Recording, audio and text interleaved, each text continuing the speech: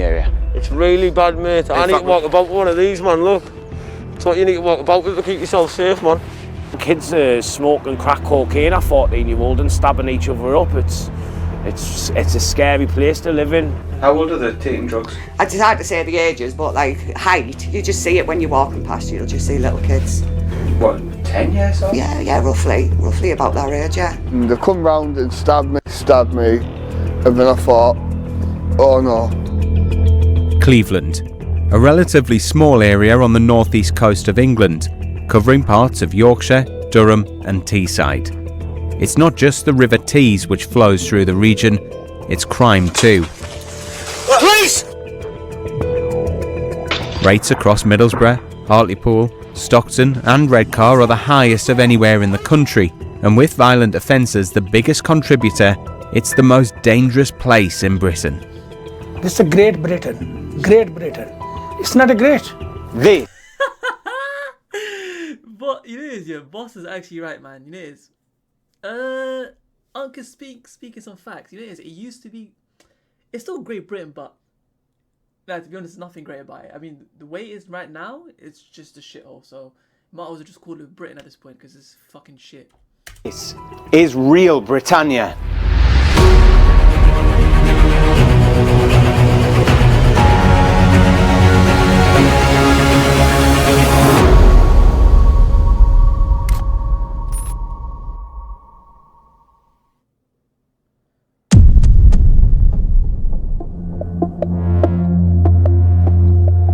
We're in Middlesbrough, the biggest town right in the heart of Cleveland and the UK's epicentre for criminal activity.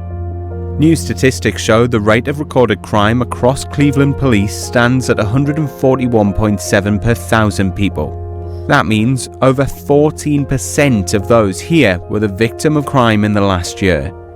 To put that into context, that's nearly 40% higher than London's Metropolitan Police and over 50% above the rate for England and Wales. And when you look closer, it's an even grimmer picture. The area has the highest rate of sexual offences in the country, the second highest rates of knife crime, and the fourth worst rate for drug offences.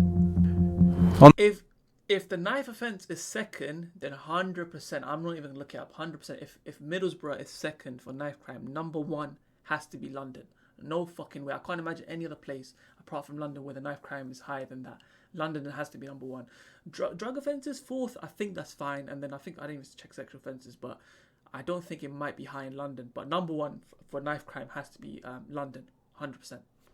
On the ground here, you get an immediate sense of the huge challenges facing Cleveland. We were threatened by multiple people in broad daylight, and on the Hemlington estate in Middlesbrough, it didn't take long until crime came to us. I need to walk about with one of these, man, look. That's what you need to walk about with to keep yourself safe, man. So you've got to constantly walk around with a knife? Constantly walking about with a knife, mate, just to keep myself safe. Because I could be walking down any alley, someone will come round and stab me, do you know what I mean? Do you have a knife as well?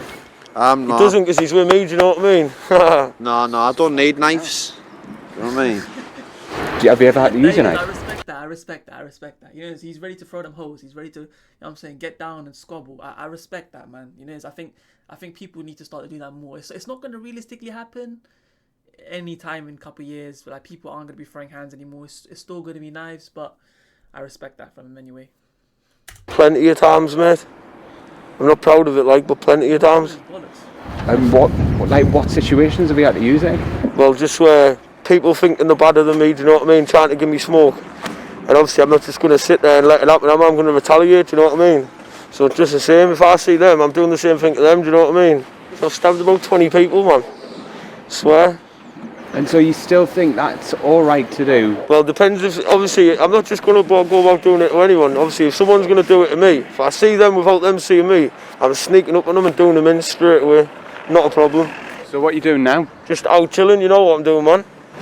What do you mean? Like, do you deal or not? Yeah. The brazenness of this encounter came as a shock.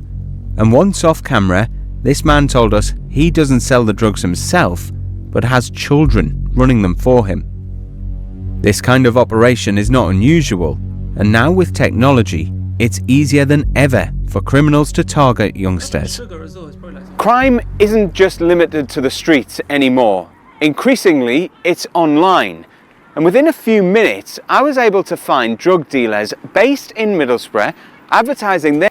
This shit, you see this shit right now that's showing on the phone. This shit is everywhere on Snapchat. These motherfuckers will add your Snapchat and send you stories and private Snapchats on all this rubbish. They'll send that on Snapchat. Or you'll see that on Instagram. It's very rare. Like, people will follow you. These types of Instagram pages will follow you. I don't think they'll reach out to you, but it's like if you go in the profile, it'll show like so much counterfeit money and so much fake shit. And it's like money and then like mobile phone next to it, like a brick phone. Sorry, not like a burner phone, and then it'll show like fucking so much counterfeit money, and then it'll be like I forgot what it's called again. It's like laundering. Like it's like a laundering scheme. Like sometimes they'll be like, oh, if you want to make quick money, let me know, and then they'll like they'll use that actual money and try to launder it into your account and stuff. And you don't want to get involved in that because that's like very illegal stuff. And if you get caught, you can get fucked up real quick. Their products on popular social media sites. It's not just illicit drugs that they're selling. They say that within the touch of a button, anyone can buy guns, knives, prescription medication, counterfeit money, and cloned credit cards. But some locals are fighting back. Paul Harris and Davy Leopard have lived on Middlesbrough's Grove Hill estate their whole lives. They were fed up with seeing kids sucked into a life of crime and set up the You Can project to help keep children off the streets. Hey, for anyone that, I don't play Fortnite, but for anyone that plays Fortnite, right, if you ever play Fortnite, just remember you're playing against these kids. Most of our friends have gone prison, they've died, suicides. It's not the same as it used to be around here. It's all changing. Yeah, drugs has got a big part of it, but it's everywhere, isn't it? So for me now, all I'm thinking is give these kids a better chance. Don't go down the path we've took. Go down this. They need to start doing that again. It was a normal thing back then. 10, 15 years ago, they used to do something called community centers. They did it to prevent people or young children from going into gangs and stuff, or like because young children are like, they're usually like more prone to getting like groomed and stuff into gangs and all that stuff. The younger people, because that's how they usually do it, right? And back then, when I was growing up, so I used to go to like these little like community centers and stuff. It was like after school, and you'd go there and stuff, and like it's to kind of prevent yourself to like not get in trouble with stuff, and not to kind of like get in with people that obviously got you in trouble and stuff. So like it would literally be after school, and it would be for like 2 to 3 hours, and you literally just play with people from your school, and you meet other people from your school. You do maybe like table tennis, football stuff, and like you talk to the other staff and stuff, like the older people, and they're like the guardians and stuff. They need to start bringing that up. I don't know why. Maybe they still do it in some areas, but from my area and stuff, they don't do that community center stuff anymore. They stopped that, but they need to bring that back because I think that'll be one of the major things they can do to stop like the crime rate and stuff, especially in London. So path and get yourselves a trade, a job, you know, have a better future, better plans, instead of ending up being drug dealers. And so what's the youngest sort of drug dealer that you've seen around this area? Without exaggerating, I'd say I'd stick with a 12-year-old. Dealing drugs? Yeah. It's common, that. You're looking at me like it's a shock. It's common. But why do you think all these stabbings not going? It's all down to drugs and money and reputation. These days, the kids, if he's in our state, we're going to do him in. This place now is, the kids just know to you. Their work is certainly proving popular for those involved. I absolutely love it. There's stuff for our kids to do. There's Fortnite and there's football at the back, and then there's pool tables, and there's air hockeys, and there's this football. I think it's good for our kids, gets them off the street. Why is it so important for you? Because instead of playing out on like the streets and stuff, you get to play in a protected centre. That's fucking fun, man. That's way more fun. Like obviously, like people obviously get into these kind of like lifestyle and stuff for a certain reasons, obviously because obviously they have the financial issues or whatever it is. They can, I don't know for certain, yeah. But I think in general, this is more fun. Like you just have a peace of mind. You just get to chill with people. You get to just play games and stuff. But I think the reason why it's not as big as it is now is because of the internet. It's because of TikTok or Snapchat, and people would rather spend their time on the phone doing that kind of shit than, you know what I'm saying, than hang out with people their age and stuff. It's not normal. And I think it's slowly becoming not a normal thing anymore. Like hot dogs? Yeah. Do you want a hot dog? Alfie's mum Donna is one of the grateful parents who volunteer here every week, running arts and crafts, cooking hot food, and even manning the tuck shop. But with the local council facing the threat of bankruptcy, the centre's future hangs in the balance. If they didn't have this, what would happen? Where would they be? What would they be up to? Can't speak for all of them, but on the streets, probably tormenting neighbours, fighting on the streets. They'll be playing out in the dark, in the cold. Nothing for them to do, really. You know, as a parent myself, I'll speak for myself. Go on then, go and play out if you want to go and play out. But then we worry where our kids are safe. It's a sad reality that crime feels like a part of everyday life to some people here. Just something they have to put up with and accept. I don't feel safe at all. I wouldn't dream of going out after dark. Prostitutes, drug addicts, the houses being broken into, no police presence. It's quite horrifying, really. It's horrible. I come with my partner, Paul, did for safety. I had some very dodgy experiences in the middle of the night. It's usually quite a lot of drugs, and when drugs are about and they're not legalised, there's an awful lot of crime. Absolutely shocking. Like I lived on Cannon Park, I lived in Carlow Street, and every place I've lived, I've been burgled. Come 4 o'clock, soon as it starts getting dusk, I'm back in the house. So I don't trust the town no more. And stories like this are all too common. Theft offences account for the second biggest crime group in Cleveland, while shoplifting is worse here than anywhere else. Shoplifting has increased across England and Wales over the last 2 years, and the North East is the worst affected area in the country, with offences up by a third. You know what I think, yeah? I think the dumbest crime in the whole of the UK, like, it depends, because it just depends in each country stuff, but I think the dumbest one is like shoplifting. Like there's a very high chance you're going to get caught, because every time you go into a shop there's definitely cameras and stuff, and like the covering face and all that stuff is stupid, because you're going to get caught regardless. Like, they're always going to find a way to catch you. And it's like, if you're going to steal something, it's not even worth stealing. Like, if you're going to a corner store to rob a corner store, you're dumb. Unless you're doing some GTA 5, GTA fucking 6, you know what I'm saying, bank heist, like, then I would understand. That's a different topic, right? But if you're going into, like, fucking Iceland, like some fucking some normal grocery store to do, you know what I'm saying, to shoplift or that kind of bullshit. And I've seen videos as well, people going to phone shops to, like, rob the phone models on the display. I think it's the dumbest crime. I think it's the dumbest crime you can get. Like, it's not even fucking, like, I'm not advocating for it, but it's fucking dumb. It's not even worth doing the crime, and there's a very, like, 90% chance you get caught in doing it as well. It's dumb. Shoplifting. Some retailers in Cleveland have had to install panic alarms for staff, and one shopkeeper in Middlesbrough has gone even further. I just take the phone away every night, because it will least, if anybody coming for burglary, at least they know stealing the phone, because phone is not displayed. Parvez Akhtar runs a phone shop on the town's notorious Parliament Road, but he's been targeted so heavily by thieves, he's had to resort to extreme measures. Look at this shit. How many times were you burgled? Burglars I think about 9 times. He didn't, when he took whatever it was he was doing, right, he didn't even cover his face. Like, every shop is gonna have a camera. Like, if you just do that, like, if he came in with a balaclava, then I understand. This guy didn't even cover his face. Let me go back. You burgles. Extreme measures. He didn't even cover his fucking face, and he's running out. Oh my gosh, this guy's so dumb. Oh my gosh. And even robbing a shop like this, oh my gosh. Measures. How many times were you burgled? Burglars I think about 9 times. First 3 years, 7 times. So what I do now, I just protect myself with a razor wire. Razor wire here on the main entrance. If anybody hit with their car or lorries, I just cover myself to nobody coming in. Then if anybody come through the roof, or anybody just cut my wall. One thing I'll say is that, yeah, that's not even like, I think that's like an Asian thing. Asian aunties, uncles, bro, it's just an elderly, like an older thing, yeah. Like, they don't even resort to, like, modern shit. Like, they won't even get the police involved. They'll just make their own shit up. Like, that wire thing he's doing right now, that's like some Asian shit. Like, I don't think even a white person or another person would ever do that. It's just that wire thing is just an Asian thing. I'm sorry. Like, only an Asian person would ever do that. Coming inside or something like that, I protect from every single corner. You know what I mean? Because I can't take the risk. Once What's happened?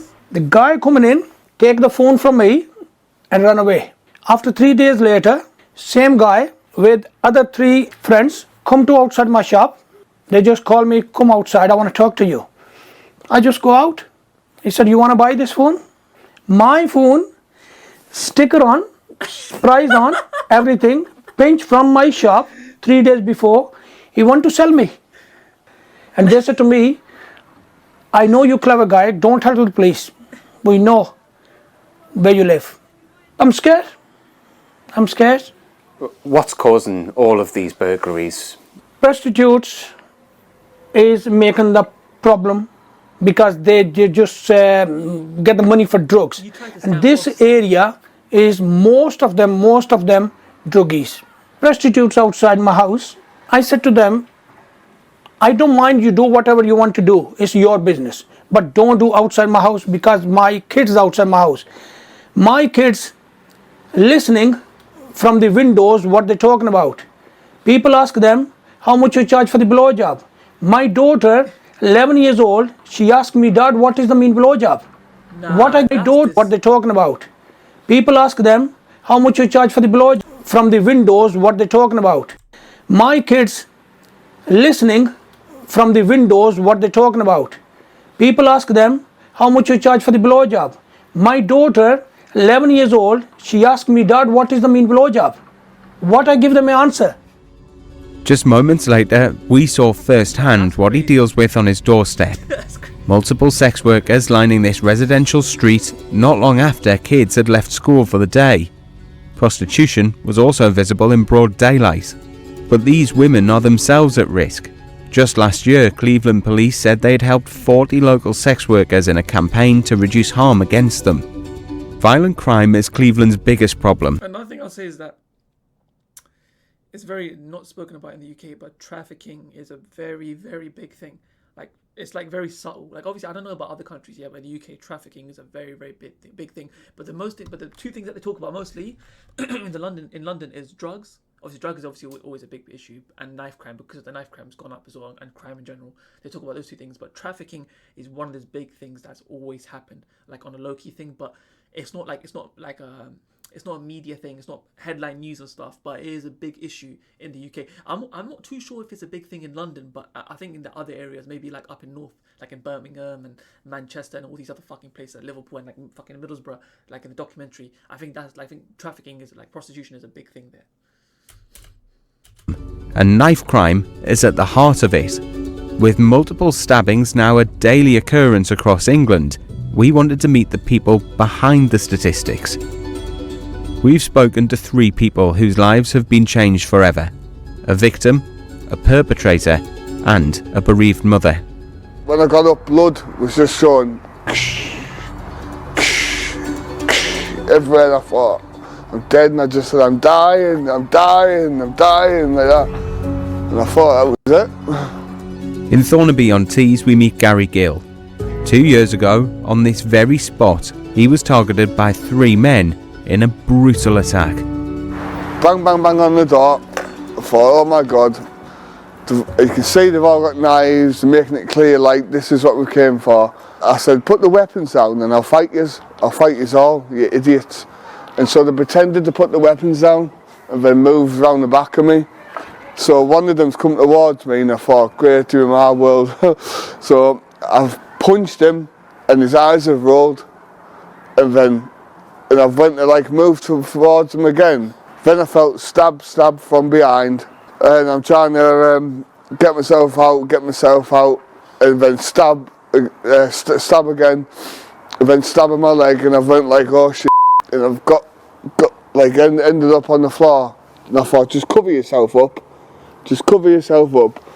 and they were just booting me and stamping on me, and I got stabbed a couple more times. And in those 2 years since that's happened, do you think knife crime's getting better? Worse. 14-year-old son's been arrested recently carrying a knife. Now. Alright, cool. So this situation here is that I don't know if this is a target attack. I don't know if he's actually involved in anything, but it looks like he's just a civilian, right? But this is the shit that pisses me off, is that most of the knife crime is related to gang stuff. It's targeted because they know someone is associated with stuff.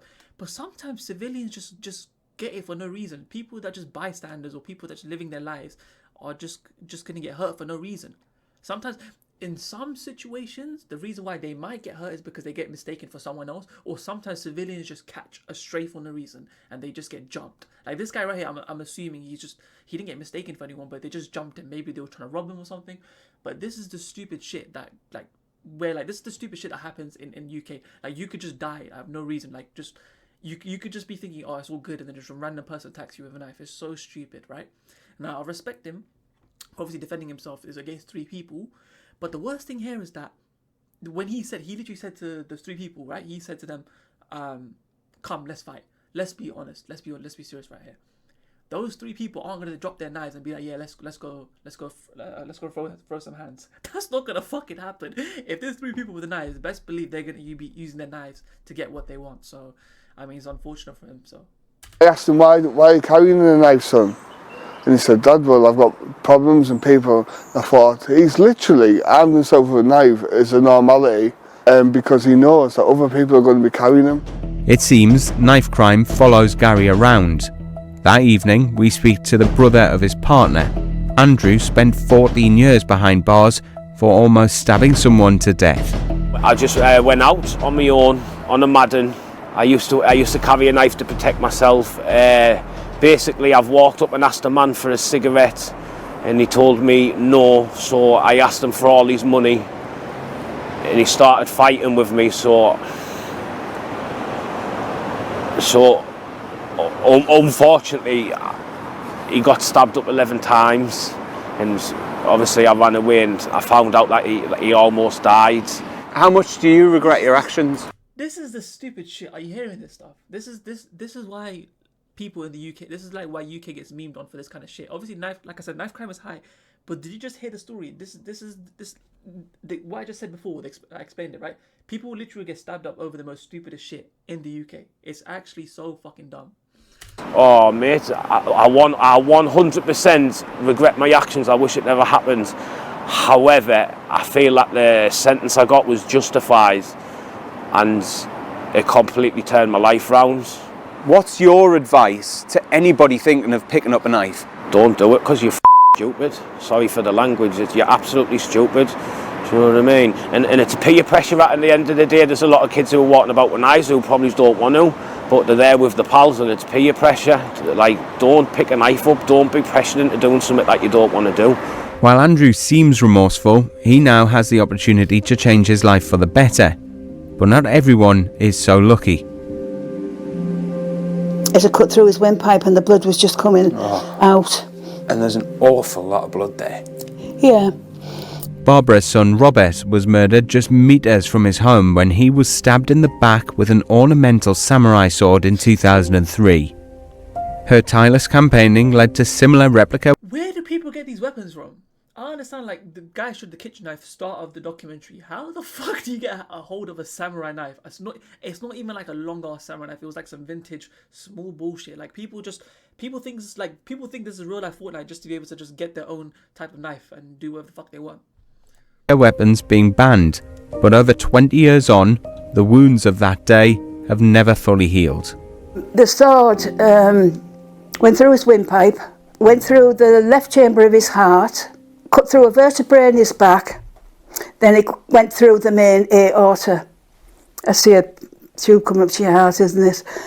He bled profusively in the street. That what I've just shown you was his blood. Can you imagine how I felt looking at that? I got to the hospital.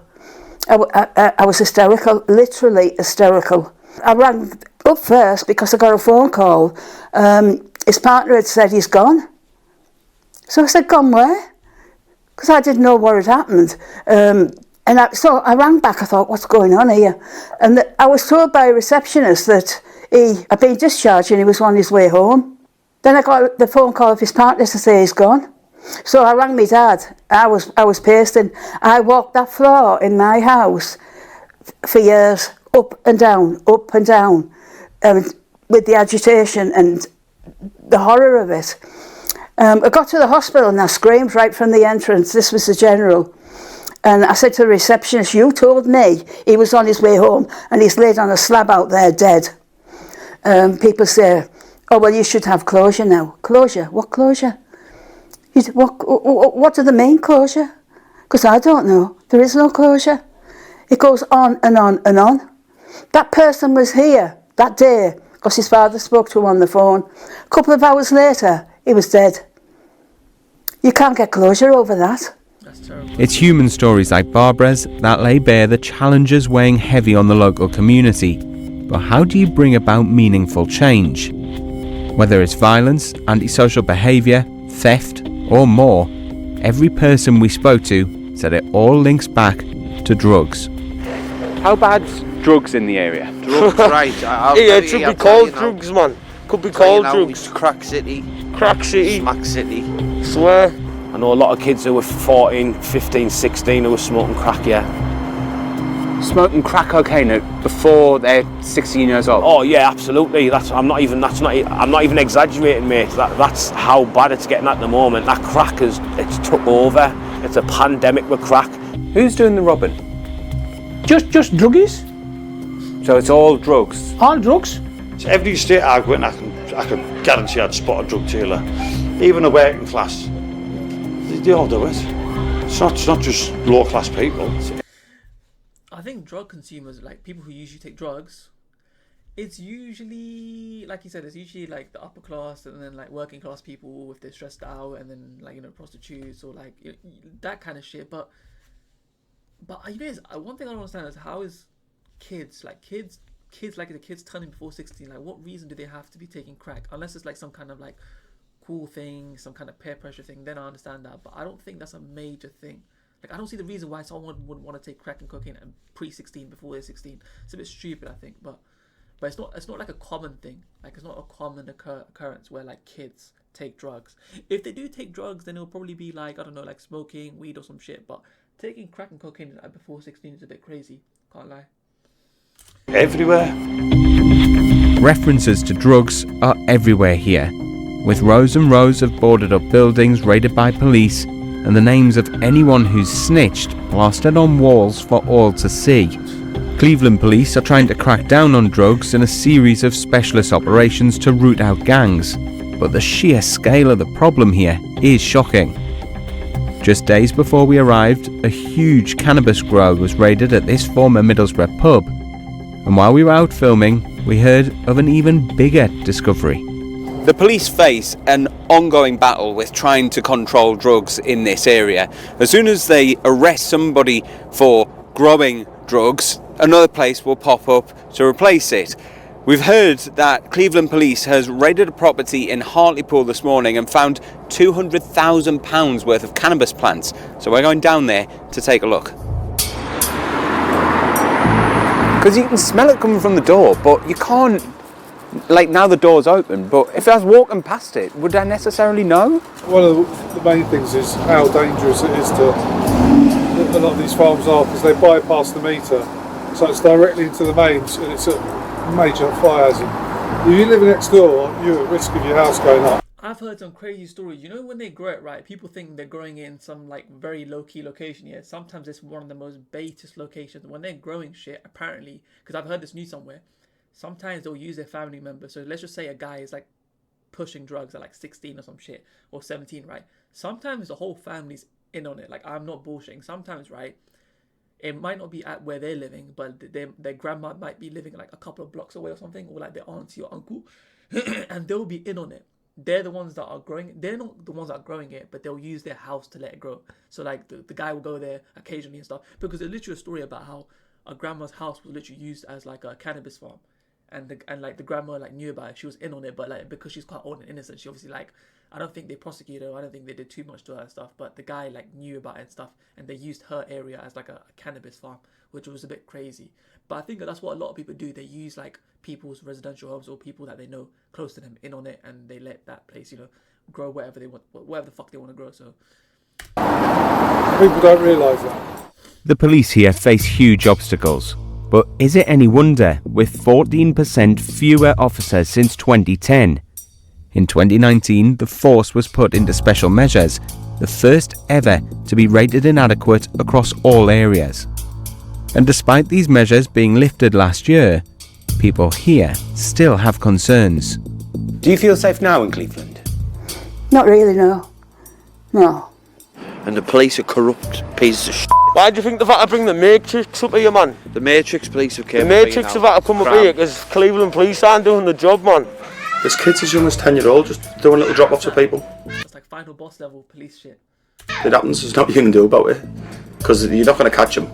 And there's not much help from your local services. So the police aren't really interested, social services aren't really interested. It's for the local community. We've all stepped together to do things about it. Police don't do anything. That's why I'm being burglared 7 times, 9 times, you know what I mean? One of the most important roles of journalism is to hold power to account, especially when it comes to public safety.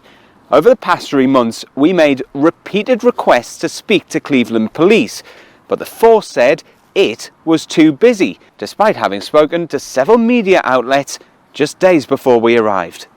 The area's Police and Crime Commissioner did agree to an interview. Steve Turner was chosen by voters in 2021, representing the Conservative Party. He's facing another election this year and was keen to say what he's done to improve things. What I promise to people is, and they deserve an efficient and effective police force, and that's what we're building here. So we look at the crime data by percentage of population, but when you look at the arrest data by percentage of population, we're the second best force in the country for arrest data. We've got some of the best figures for arrest rates and conviction rates on crimes like shoplifting, on burglary, on knife crime, and that's the data we've got to look at as well. It's not just about reported incidents. This is what I hate about statistics, is that you're saying that, oh, this is like the second most conviction rates for whatever type of crime, right? But what they need to understand is that they need to do things to mitigate the crime. They need to stop they need to be adding things to mitigate. So, whether it's trafficking, drugs, or knife crime, they need to be doing stuff to prevent it, rather than saying, oh, we've got the second highest, we've got the second highest, we've got the. The reason why the reason why the statistics are high, and the reason why it sounds good statistics, is because you're dealing in an area that has so much crime. So of course the statistics are going to be high when dealing with crime, but they need to be finding ways to mitigate it. What can you do to lower the crime? You understand? We can talk about knife crime going up, but reported incidents of knife crime go up when we It's more of like a solution rather than doing stuff to prevent it. increase our stop and search, and we've increased stop and search by about 40% here in Cleveland to start to bring those figures down. You've been in power for 3 years. Why hasn't this happened sooner? You've got to understand how low the force was when we took. We were in a position where we were only just managing to respond to crime. We had no strategy, we had no clear direction. We were a force that wasn't recording crime properly and didn't understand our demand. And we understand that now, and we've managed to put the wheels back onto this, and we've built some really solid foundations. And we're now starting to reap the benefit of that. What the public of Cleveland need to understand is we are not the violent place that's perpetrated in some of what you see in the press. Yes, the statistics are high. We are a tough place to live and work. We're a tough place to police, and there's no getting away from that, and there's a lot of work still to be done. But for the vast majority of people, they don't see crime. A lot of the crime that's reported affects a very small amount of people. So it's not always about the crime you see, it's about what the police force are doing to keep us safe in other avenues as well. Steve's naturally keen to defend his record and his hometown, but his words don't echo what we saw and heard from the local community. Yes, it's not everywhere, and it's worse in some places rather than others, but one way or another, criminality is visible here. Residents talk about it in a matter-of-fact way. If I was out and about on my own, I would feel unsafe, to be honest, because there is a lot of crime. It's all unreported crime, like you just saw earlier, right? A lot of the people they're interviewing, they said that they don't bother liaising with or speaking with the police because they deal with the matters. They deal with the matters in their own hands, which is why he literally just said, the commissioner, whoever the guy said, "Oh, we're obviously dealing with crime with whatever's being reported, right?" But the people that live there, they're pretty much dealing with it in their own hands. So it's technically unreported crime, and I think that's the biggest issue, is the fact that most of the crime in Middlesbrough is unreported crime, and I think it's like that across the UK. Most people don't even, obviously, if the crime is really bad, of course the police get involved. But in general, I feel like people nowadays just kind of overlook it, not overlook it, but people just kind of like don't even bother just like getting the police involved. They just said, "Oh, let's just try and deal with it." Nowadays, that's how it is. There's shit that I think there's probably shit that I've seen, right, where the police could get involved, but people just decide to just take matters in their own hands, just resolve it on their end. because it's not that big, or if the police get involved, then it gets just a bit long after that. So. And the scars it leaves behind are even on public display. Though it's true crime is on the way down, both locally and across the country, levels in Cleveland are proving stubborn, and it's an uphill battle for those that live here. What could the police do? How do you fix this? I don't know. I know no answer, because you tell me what I do more than this. Only one thing left. I do bunker, like a bomb proof, nobody coming in. Uncle sounded like a professional Fortnite Rust player. You know, I was like, Uncle knows what he's doing with the trap. Look at the barbed wire he put. Like, this thing, bro thinks it's like some post-apocalypse. Like, what the fuck's going on? I've seen it all my life. I've seen it. I was brought up in it. I understand better than anybody the struggles people face here in Cleveland, and that's why I'm so passionate about doing something about it. The way they go about things, it's just a case, shut the money at them, that'll do. That's not the case. It's not about the money. They've got to put proper help in there. They've got to give proper support. Those who want to carry a knife, you can't stop them. They're going to carry a knife. The only way I think that anything can be done is to actually jail them. They're not getting jail time. That's not even. If you think this is bad, right? In London, it's a lot worse. This is probably like. They just probably wanted to do like a little insight, obviously with Middlesbrough, because obviously no one really talks about Middlesbrough that much. Obviously, it probably is bad, but. Like I said, London is undefeated. When it comes to this type of shit, London is just undefeated. When it comes to the knife crime and the drugs, I'm trying to think of anything else. When it comes to those two things, it's the worst, but that's pretty much it.